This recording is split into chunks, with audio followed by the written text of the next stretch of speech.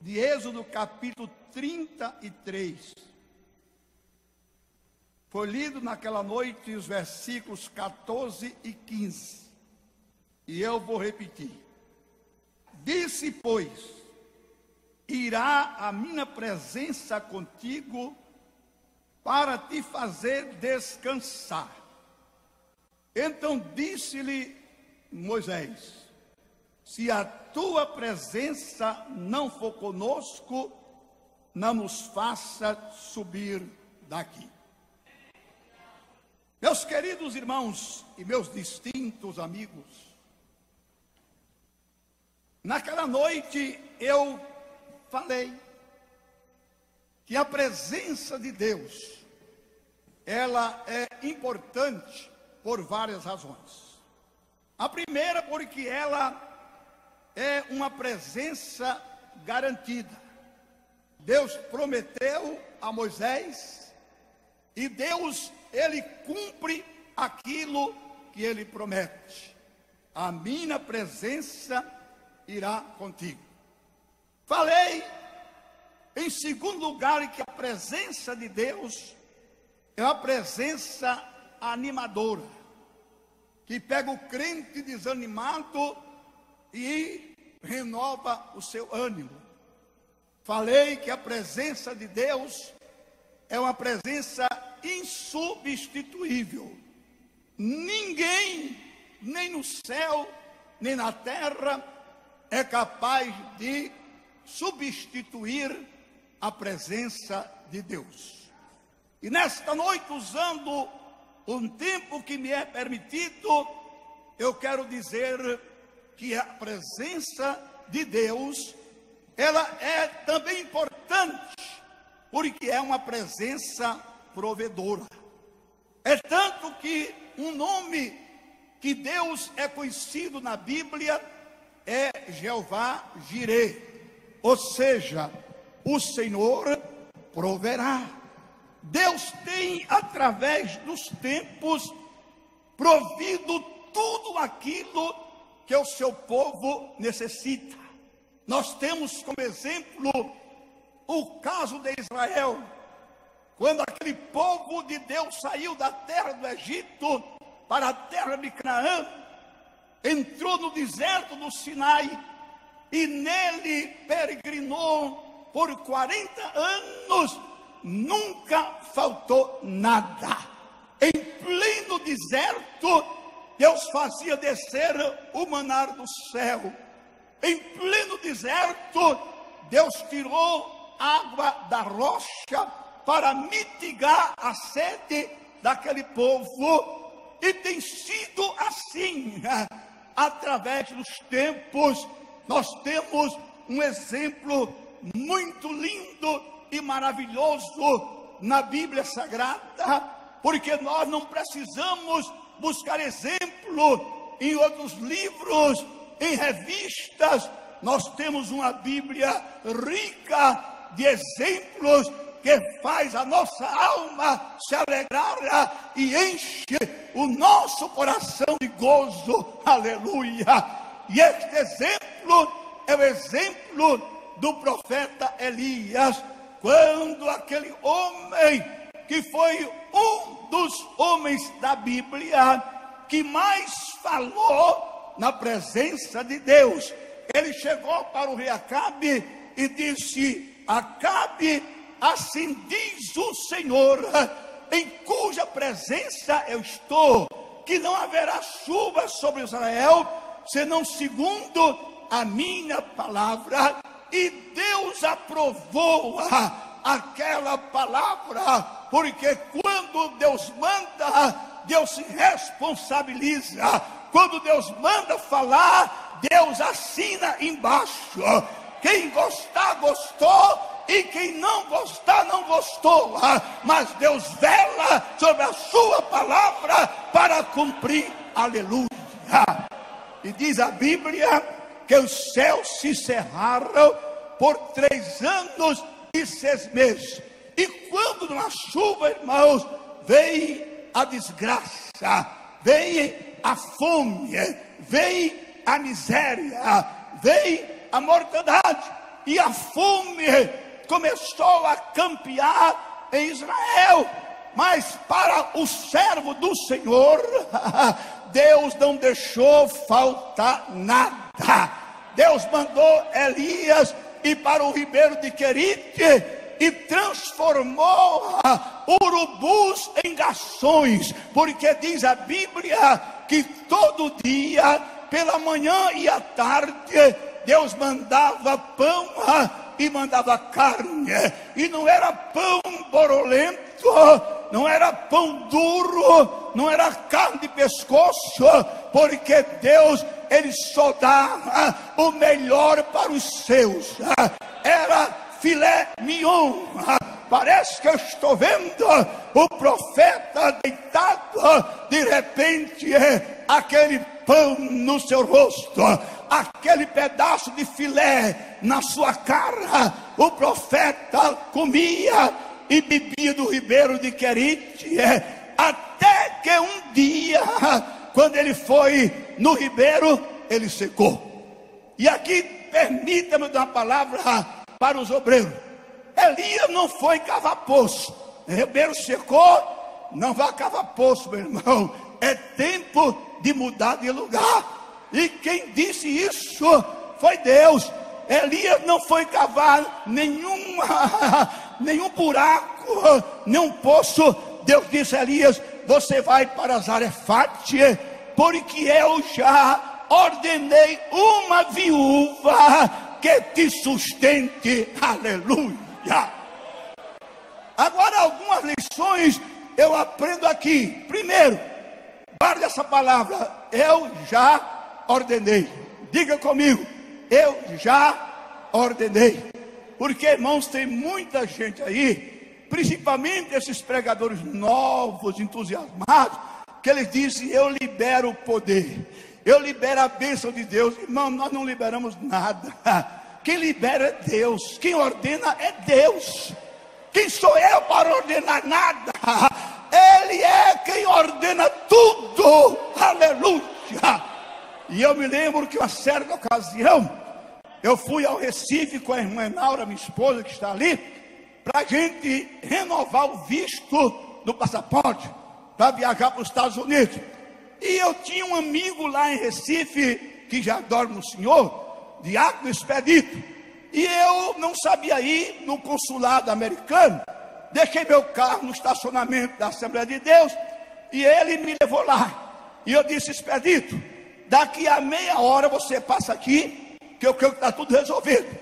Resolveu em menos de uma hora, pastor Zé Carlos. E aí eu saí com a irmã Naura e fiquei olhando para ver se o Expedito vinha. E ele não aparecia.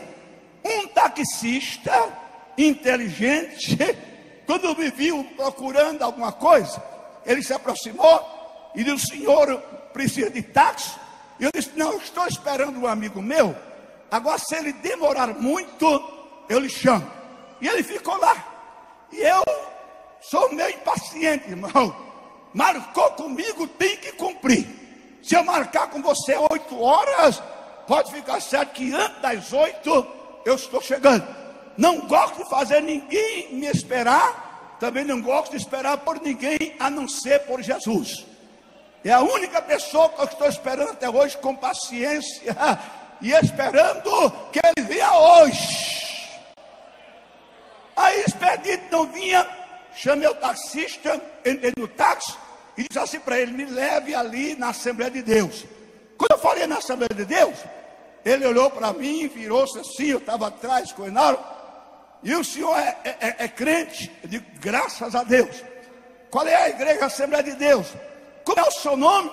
Aí eu falei: Gilvan Rodrigues. Ele disse: mas o senhor é o pastor Gilvan Rodrigues? Eu digo: é ele mesmo.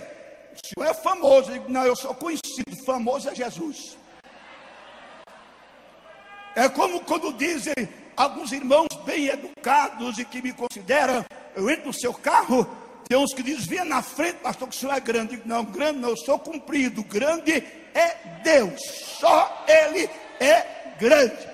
Aí eu disse: olha, eu sou conhecido. Ele disse: eu não sou da Assembleia de Deus, mas já ouvi muito falar no senhor, eu sou da Igreja Batista.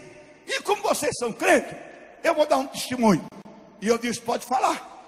E ele disse, aqui no Recife, uma irmã estava passando uma prova. Escute bem, talvez você esteja também passando uma prova, e você vai se alegrar com isso.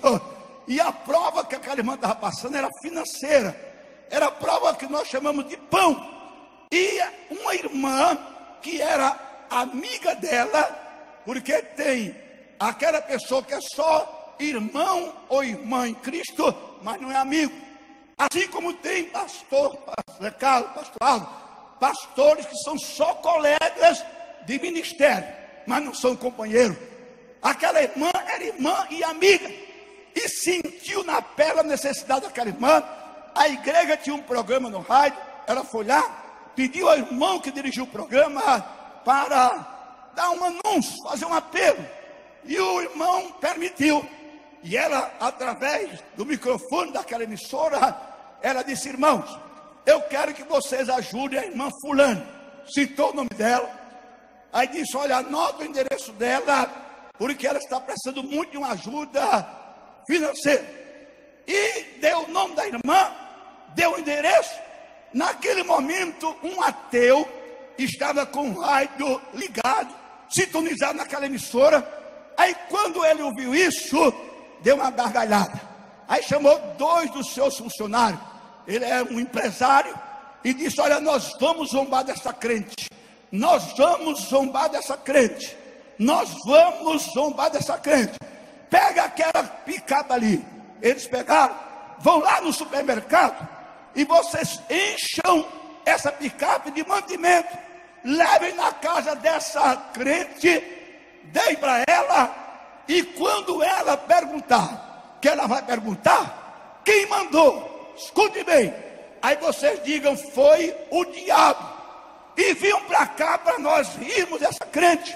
Eles foram no mercado, encheram a picape, foram no endereço da irmã, bateram na porta. Quando ela abriu, eles disseram, nós viemos aqui trazer o que o senhor está precisando, e não perguntou quem era eles. E eles começaram a tirar aquela sacola de mantimento, foram tirando, encheu a sala, encheu a cozinha, encheu todos os compartimentos da casa da irmã, e a irmã só fazia chorar e dar glória a Deus. Quando colocaram a última sacola, aí eles ficaram esperando ela perguntar quem mandou, que era para ele dizer o que o patrão tinha mandado. E ela ficou calada.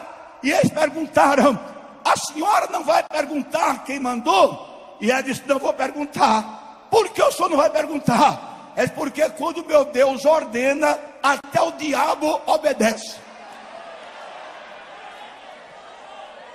Se Deus ordenou a tua bênção nesta noite, a tua vitória, se Deus ordenou a tua cura, vai acontecer. Não há Satanás, não há demônio, não há nada que impeça. Deus Deus ordena, Deus manda, Deus faz, Deus é capaz. Sabe por quê? Porque Ele não é um deusinho minguado, Ele não é um deusinho anêmico, Ele é o Todo-Poderoso, Ele é o grande Eu Sou. Meus irmãos, o nosso Deus é tão grande, se você imaginasse, é porque às vezes a gente fica como que limitando a grandeza de Deus.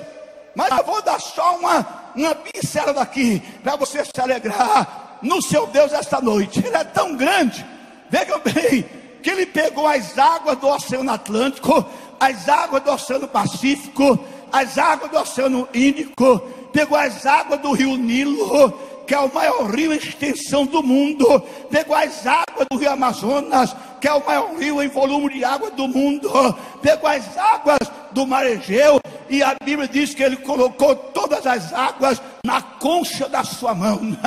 Imagine o tamanho da mão desse Deus. Imagine um tapa desse Deus no pé do vidro de Satanás. Vai desmantelar ele, vai desmontar ele todo. O nosso Deus é grande. Ele é grande. Ele é grande. Ele é grande em força, em poder, em majestade. O salmista diz assim: Não há ninguém tão grande como o nosso Deus, e Ele é o que provê as nossas necessidades. Não se preocupe, meu irmão. Não se preocupe, irmã. Pode a inflação subir, pode o dólar subir, pode mudar governo, entra governo, sai governo, pode faltar o pão na mesa da presidente da república, pode faltar o pão na mesa do homem mais rico de João Pessoa, mas na mesa do crente fiel não vai faltar. Ele é o Deus de toda provisão. O salmista disse assim: eu fui moço e agora sou velho, mas nunca vi um justo desamparado, nem a sua descendência a mendigar o pão. Descanse na presença de Deus. Não se preocupe com o dia de amanhã. Não fique estressado, ansioso. Não. O nosso Deus, Ele é tão rico, que Ele tem dinheiro até em barriga de peixe. Os ricos deste mundo, eles têm dinheiro nos bancos da Suíça, no Japão, nos paraísos fiscais, mas o nosso Deus tem dinheiro em barriga de peixe. Quando cobraram o imposto dele, ele disse: Pedro, você vai lá no mar. E ele não disse: você fica lá fazendo uma loteria. Não, o primeiro peixe que você pescar, abre a boca dele, tira o dinheiro para pagar o imposto.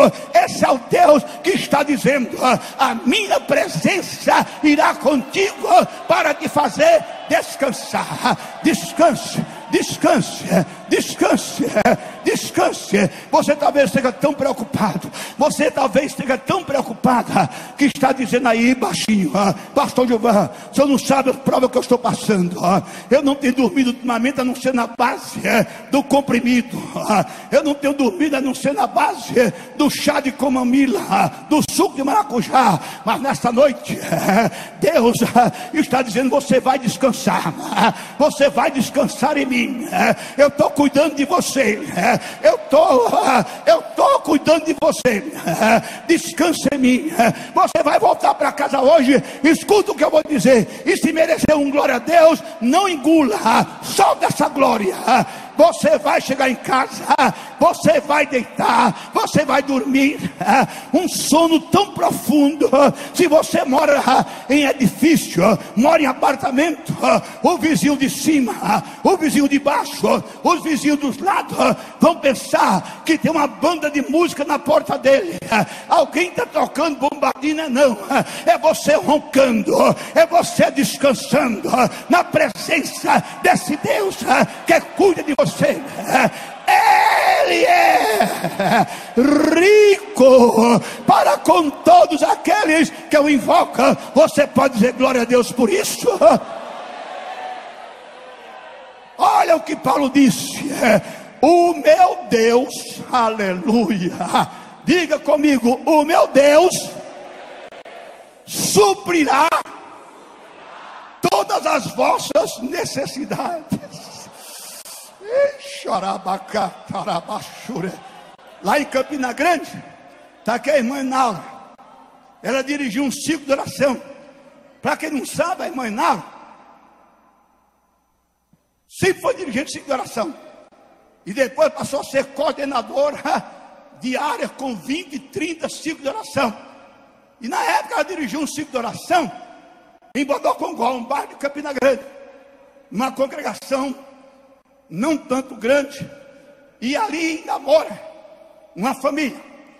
Ele era presbítero, não sei hoje o que ele é, se é evangelista ou pastor, chamado Nivaldo. A esposa dele, irmã Socorro, e ela deu um testemunho, irmão, naquele ciclo de oração, que um dia ela acordou de madrugada com a sua filha chorando. Ela foi lá e disse: minha filha, o que é que você tem? Está doendo aonde? Mamãe, não está doendo no canto não, eu estou com fome. Aí a irmã Socorro foi lá na cozinha. Quando chegou lá, irmão, não tinha nada. Ela acordou o irmão Nivaldo vendia picolé. Aí disse: Nivaldo, menina, tá, fulano tá chorando. Eu fui lá e disse: está com fome. E eu fui olhar lá, não tem nada na dispensa. Ele disse: eu também não tenho nada. O dia estava amanhecendo. Aí ela levantou, foi lá. Tão simples são eles, que nem muro em volta da casa tinha, quintal aberto. E eles criavam uma cadelazinha, cachorrozinho vira-lata. E ela foi lá para a porta da cozinha e começou a orar ao Deus proverá. Começou a orar. A menina pegando na saia dela e chorando. E daqui a pouco a menina disse: mamãe, olha quem vem lá. Ela pensou que era uma pessoa, um ser humano. Era aquela cadelazinha, aquele cachorrozinho vira-lata. E ela disse: olha, eu quero, ele está com a boca cheia. E quando aquele cachorro chegou perto da irmã Socorro, não trazia um osso não, trazia um pacote de notas. Abriu a boca, colocou nos pés da irmã Socorro, e ela fez a maior feira da sua vida, porque Ele é o Deus proverá. Aonde Deus está, não falta nada, não falta pão, não falta água, não falta nada. Descanse na presença deles.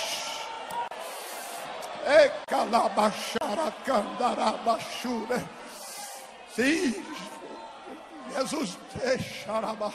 Voltemos ao profeta Elias. Quando ele chegou lá em Zarefate, tem a viúva, mas tinha que ter. Agora ouça isso aqui: se merecer um glória, você dá. Se não merecer, você não dá. Sabe o que eu empreendo? É que não era uma viúva rica. Se fosse uma viúva rica, a glória ia ser para ela. Ele dizer: profeta, você não morreu porque eu cuidei de você. O seu Deus se desamparou. Primeira razão, porque não era rica. Agora a segunda, escute aqui: se fosse uma viúva rica, Elias talvez nem conseguisse se aproximar dela. Porque quando tem uma viúva rica na igreja, ao silêncio. Quando tem uma viúva rica na igreja, irmão, a casa dela é assim de pretendente. É só chegando: olha, eu sonhei ontem, Deus me deu uma visão, eu entrando com você de branco na igreja. Eu nunca vi uma viúva casada de branco. Aí daqui a pouco, por quê? Porque ela tem um kit completo, ela tem casa própria, ela tem carro, ela tem uma boa pensão. Então, se fosse uma viúva rica, Elias não chegaria nem perto dela. Era uma viúva pobre. Elias chegou e olhou para ela e disse: mulher, dá-me um pouco de água para que eu beba, uma seca daquela. E ela fez menção que ia buscar. Aí disse: mas antes faz um bolo para mim. A viúva regalou os olhos, creio eu, e disse: como é que eu vou fazer um bolo para você? Arranjar um copo com água já é difícil. E eu vim aqui catar esses 2 cavacos. Eu tenho um punhado de farinha na panela, umas gotas de azeite numa botija.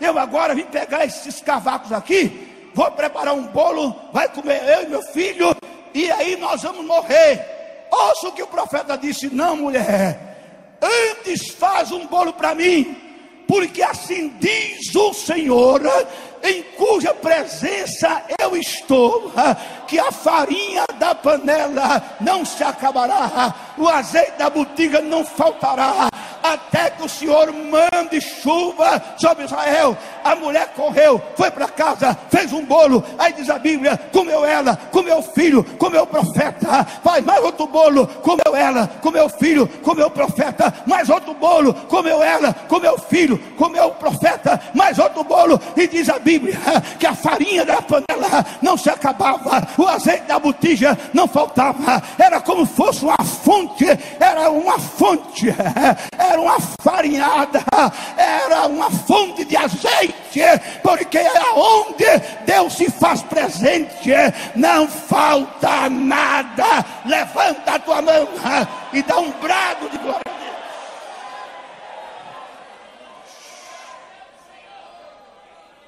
Descanse, descanse, descanse. Deus já ordenou. Tua dispensa está vazia, Ele vai encher. Eu profetizo agora, Ele vai encher esta semana. Vai acontecer alguma coisa, alguém vai te procurar. Mas a tua dispensa vai transbordar.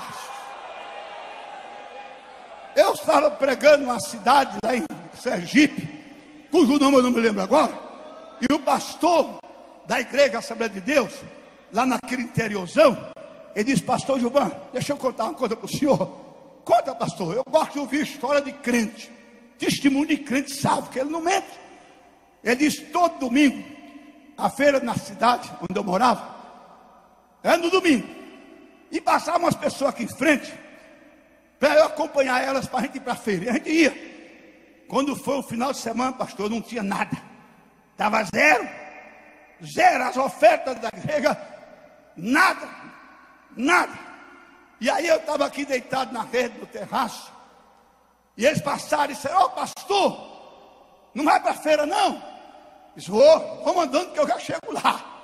Não tinha nada, irmão, no bolso, mas pela fé, vamos que eu já chego lá.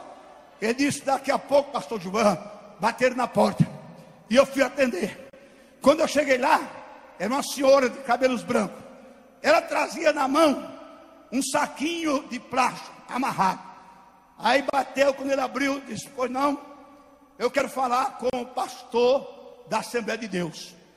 Ele disse: sou eu. O que é que a senhora quer? Ela disse: eu não sou crente, eu sou católica. E o padre da paróquia que eu vivo lá, que eu me congrego, ou que eu frequento, ele colocou uma placa na entrada da paróquia dizendo: quem não dá o dízimo é ladrão. Aí ela disse: eu tinha uma casa para vender, não tinha jeito, mas aí eu fiz um voto ao senhor. Olha, irmão, eu fiz um voto. Qual foi o voto que a senhora fez? Se eu vendesse aquela casa, eu não levaria o dízimo para a igreja católica, mas estaria para o pastor da Assembleia de Deus.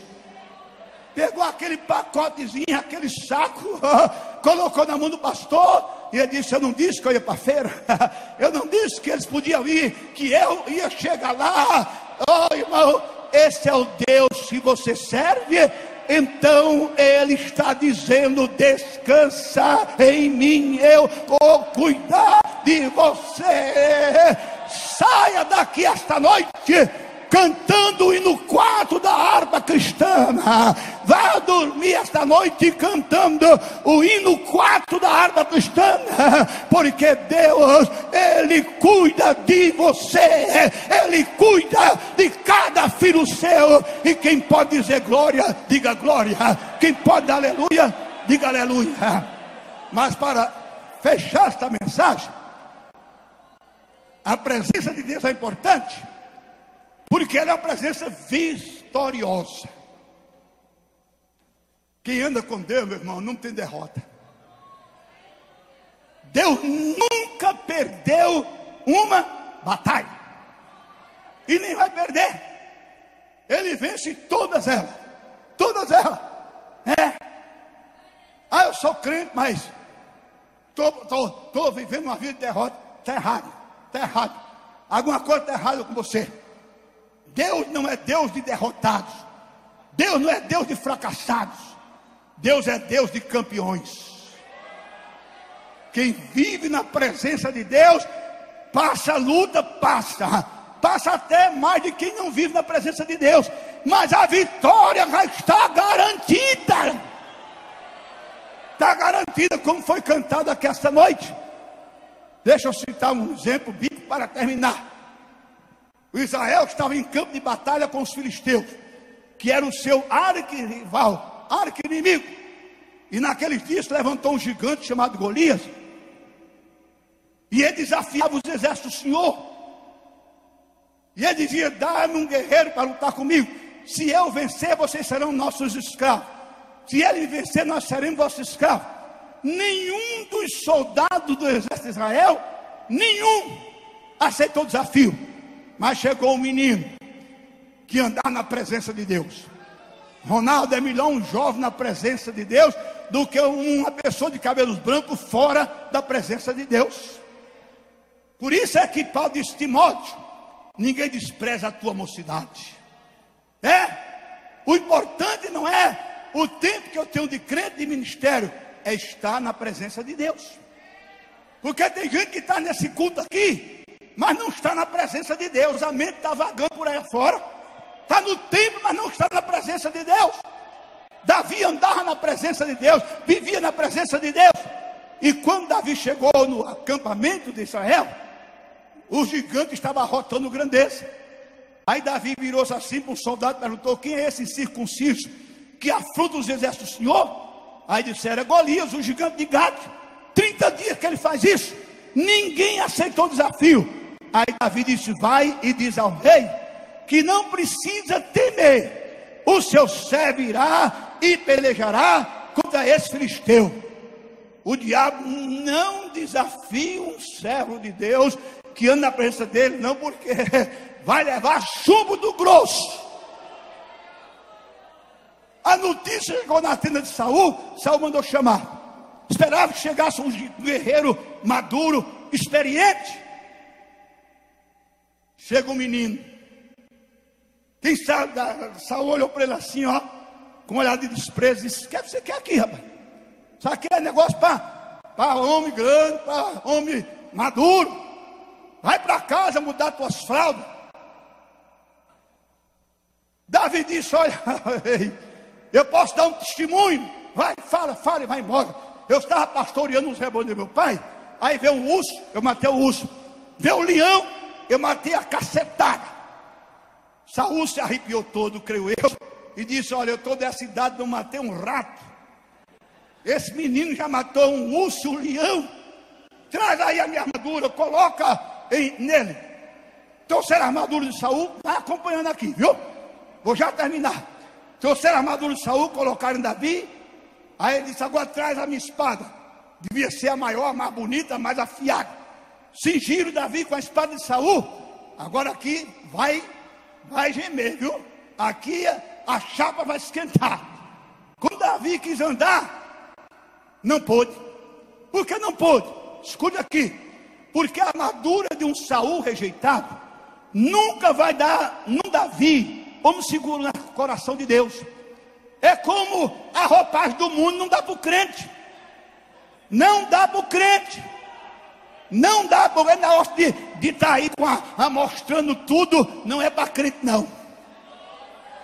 Não, esse negócio de estar aí andando seminua, não é para crente não. Andando aí pelo meio da rua, de calção, indo para os bancos de bermuda, não é negócio para crente não. A roupagem do mundo não dá para o crente. O crente quer se vestir da roupagem das novelas das 6, das 8, das 9, vai fracassar. Mas o crente que quer vitória, ele tem que se revestir de toda a armadura de Deus para estar firme contra as astutas ciladas de Satanás.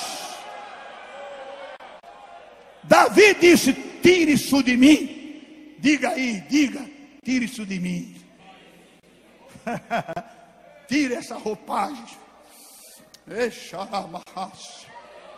Deus está falando com você. Tira essa roupagem. Não use e nem introduza na igreja.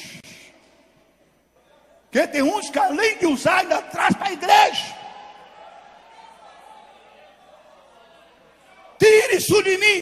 Tiraram a armadura de Saúl de Davi. Davi foi lá no riacho, pegou 5 pedras, não foi? Vocês concordam que ele pegou 5 pedras? Quem concorda, diga amém. 5 pedras. Aí você pergunta, pastor Gilvan, e Davi não sabia que com uma pedra só mataria Golias? Eu creio que sabia, porque ele pegou 5. Agora isso aqui é profundo. Aprenda isso aqui. Se você não sabia, aprenda. Ele pegou uma pedra, colocou na funda. Olha aqui, meus colegas, companheiros, e disse: essa aqui é para o gigante fanfarrão. Aí pegou as 4, colocou no alforje. Sabe por quê? Ele conhecia a história de Golias. Ele sabia que Golias tinha 4 parentes, 4 irmãos, que eram gigantes como ele. Aí disse: essa aqui é para Golias. Agora essas 4 aqui, ó, se seus irmãos se meterem a besta, cada um vai levar uma pedrada na testa. Essas 4 aqui é para ele. Aí ela vai Davi. Quando Davi se apresenta, eu tenho a impressão que os soldados do exército de Israel disseram: Davi é tão pequeno que o gigante vai dar um assopro e ele vai passar aqui a 100 km por hora. Davi, na presença de Deus, dizia: o gigante é tão grande que eu não vou errar uma pedrada na sua testa, vai ser somente uma. Aí parece que eu estou vendo, Davi deu um passo à frente. Quando o gigante viu Davi, Aí desprezou também a Davi. Aí gritou: só porventura eu algum cão para vir a mim com paus e pedra? Oh, irmão, se fosse hoje, Davi pegou a funda e começou a rodar. Se fosse hoje, ele ia em direção a Golias, cantando assim, ó: quão grande é o meu Deus, cantarei, quão grande é o meu Deus, todos hão de ver quão grande é o meu Deus. Aí lá vai Davi. Aí quando ele vai se aproximando do gigante, o gigante diminui a vista dele e ele cresce a vista do gigante. Aí ele grita de lá: ó gigante filisteu, tu vens a mim com espada, com lança e com escudo. Eu porém vou contra ti em nome do Senhor dos exércitos, o Deus a quem tu tens afrontado. Ele hoje te entregará nas minhas mãos. Eu arrancarei a tua cabeça, as aves dos céus comerão a tua carne, e toda essa gente vai saber que há Deus em Israel.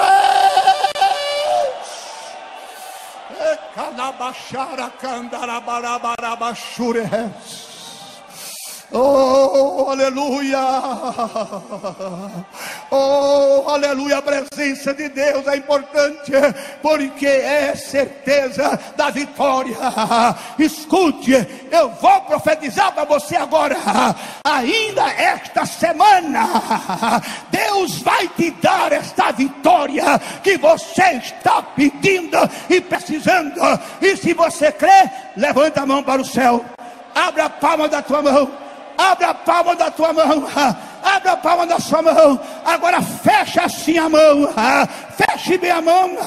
E dê um brado agora para o inferno balançar. Dá um brado agora para o inferno temer e Satanás cai com a cara no chão. Diga bem alto agora: eu tomo posse. Eu tomo posse. Eu tomo posse da minha vitória, porque Deus está me garantindo. A minha presença irá contigo para te fazer descansar. Agora eu quero ouvir um brado de glória a Deus. Onde estão os campeões de Jeová? Onde estão os campeões de Jeová? Onde estão os campeões de Jeová? Onde estão os vitoriosos? Xarabacá, dará, ere, juí, ere, manassé,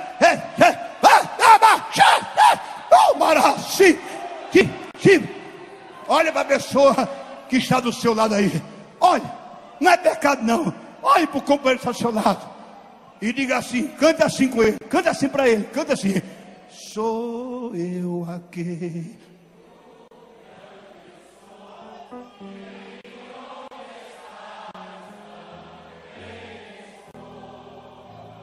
Não disse há muito já